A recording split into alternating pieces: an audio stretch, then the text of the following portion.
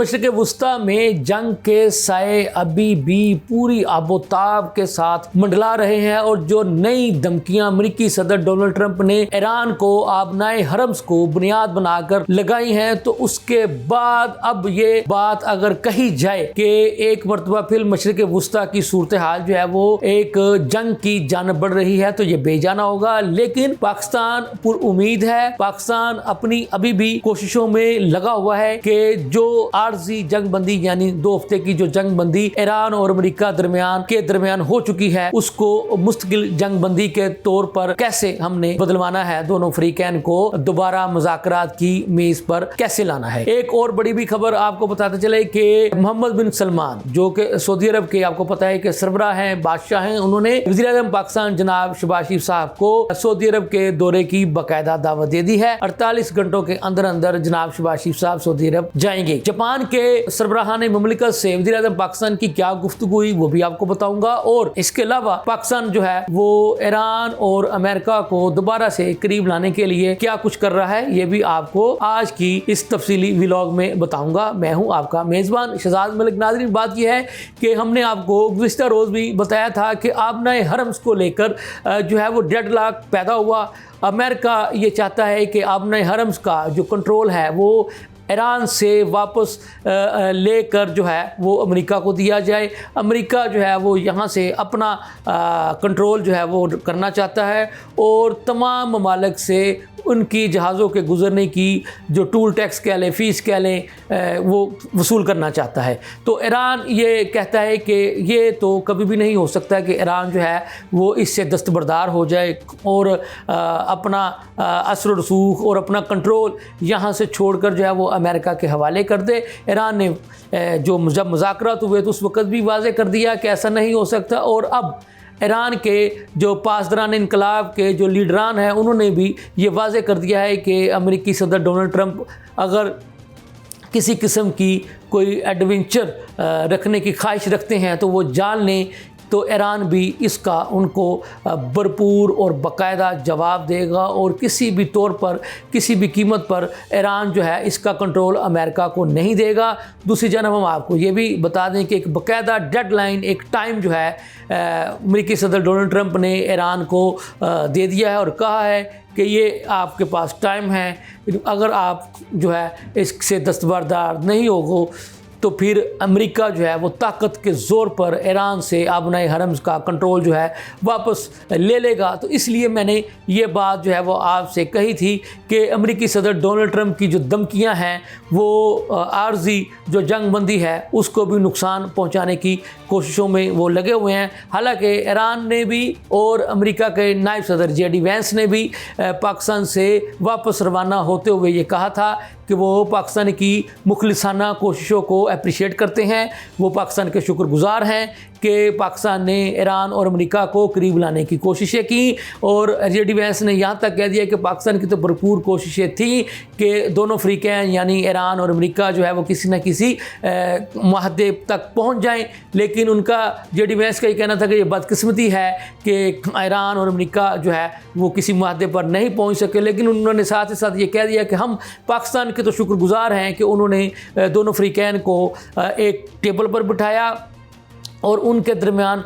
जो है वो सुलह सफ़ाई की और तस्फिया करवाने की और मसाइल व मुश्किलात को हल करवाने की भरपूर कोशिशें की। यही शुक्रिया अदा ईरान के जो वफ़द आया था सती यानी अब्बास अराक़ची साहब, उन्होंने भी अदा किया और जो स्पीकर थे ईरान के उन्होंने भी इसका शुक्रिया अदा किया यानी पाकिस्तान की मुखलिसाना कोशिशों का। और उन्होंने भी यही कहा कि बदकिस्मती की बात है कि अमेरिका ने अपना एजेंडा जो है वो ईरान के आगे रखने की बजाय इसराइल का एजेंडा जो है वो ईरान पर मुसल्लत करने की कोशिश की, जिसकी वजह से मुज़ाकरात बेनतीजा हुए। लेकिन मैं आपको ये बात बता रहा हूँ कि पाकिस्तान इंशाअल्लाह ताला कामयाब सफारतकारी से, कामयाब स्ट्रेटजी से एक मरतबा फिर इन दोनों ममालिक को करीब लाने में इंशाअल्लाह ताला अल्लाह ताला के फजल करम से कामयाब होगा और ये आर्जी मुआहदा जो है वो जल्द ही मुस्तकिल मुआहदे की शक्ल जो है वो इख्तियार करता हुआ दिखाई देगा। इसी सूरत हाल में एक जो बड़ी खबर है है उसके बारे में मैं आपको आगाह करता चलूँ कि मोहम्मद बिन सलमान जो कि सऊदी अरब के सरबराह हैं, उन्होंने पाकिस्तान के वज़ीर आज़म जनाब शहबाज शरीफ साहब को सऊदी अरब आने की बाकायदा दावत दे दी है, जिसकी पाकिस्तान की जानिब से तस्दीक भी कर दी गई है। और ये भी बताया जा रहा है कि आइंदा कुछ घंटों के दरमियान या बाद जो है वो वज़ीर आज़म जनाब शहबाज शरीफ सऊदी अरब के दौरे पर जा सकते हैं। तो वज़ीर आज़म जनाब शहबाज शरीफ साहब का बतौर सालस ईरान और अमेरिका का इस्लामाबाद में 21 घंटे की सालसी करवाने के बाद ये सऊदी अरब का दौरा इंतहाई अहमियत का हामिल है। हो सकता है कि वो वज़ीर-ए-आज़म पाकिस्तान जनाब शहबाज शरीफ साहब, जनाब मोहम्मद बिन सलमान साहब को ईरान और अमेरिका के दरमियान जो 21 घंटे की जो बातचीत हुई और उसमें जो मामला जो निकात उठाए गए, तो उसके बारे में भी मोहम्मद बिन सलमान साहब को आगाह करें, उन्हें बताएं कि क्या हुआ और क्या कुछ जो है वो नहीं हो सका और किन वजूहात की बिना पर जो है वो दोनों फ़रीक़ैन के दरमियान कोई नतीजा जो है वो सामने नहीं आ सका। तो बहरहाल ये हर लिहाज से वज़ीर-ए-आज़म पाकिस्तान जनाब शहबाज शरीफ साहब का सऊदी अरब का दौरा इंतहाई अहमियत का हामिल होगा। आपके इल्म में है कि जब ये आर्जी जंगबंदी हुई तो उससे पहले जो है वो ईरान ने रद्द-ए-अमल के तौर पर सऊदी अरब में जो अमेरिकी एयर बेसिस थे उनको भी निशाना बनाया था। दुबई में जो अमेरिका के एयर बेसिस थे वहाँ पर भी उसने निशाना बनाया था। बहरीन, कतर और इसी तरह से मशरिक़ वुस्ता के जो दीगर ममालिक जहाँ जहाँ उसको ईरान को यानी ये इतला मिली थी कि ये ममालिक जो हैं वो अपने एयर बेसिस को अमेरिका को इस्तेमाल करने की इजाज़त दे रहे हैं, तो ईरान ने रद्द-ए-अमल के तौर पर उनको निशाना बनाया था। तो अगर ये कहा जाए कि इनडायरेक्ट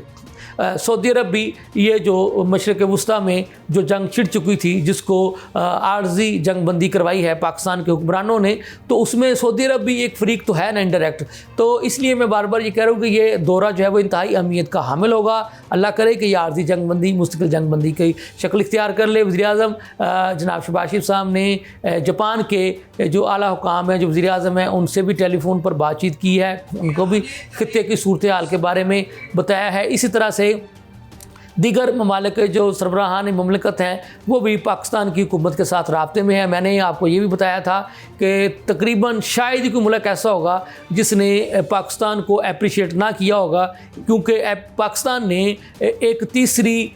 आलमी जंग को रुकवाने में अपना रोल प्ले किया है, आर्जी जंगबंदी करवाई है। तो उस वजह से दुनिया भर के तकरीबन तमाम सरबराहान ममलकत ने